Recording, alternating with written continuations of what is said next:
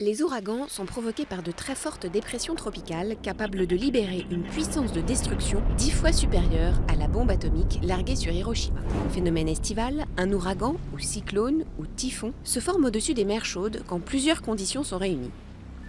Une température de l'eau supérieure ou égale à 26 degrés 6 sur une cinquantaine de mètres de profondeur, une quantité suffisante d'humidité atmosphérique et une perturbation tropicale produisant des vents tourbillonnés. Au contact de la mer, l'air devient très chaud et s'élève au-dessus de l'océan, ce qui provoque une chute de la pression atmosphérique en formant une spirale d'air plus frais vers le centre de la dépression. Cet air instable, chargé de vapeur d'eau, forme des nuages et produit une activité orageuse dont l'intensité croît proportionnellement à la chaleur et l'humidité.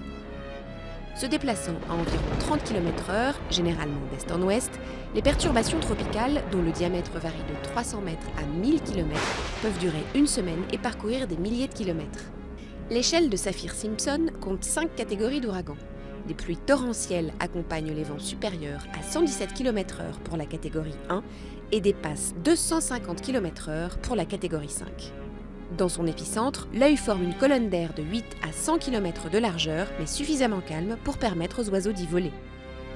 Le cyclone commence à se dissiper quand il touche la Terre ou lorsqu'il se trouve au-dessus d'eau froide. Reste que pour de nombreux climatologues, l'accroissement du nombre et de l'intensité des cyclones est probablement lié au réchauffement climatique.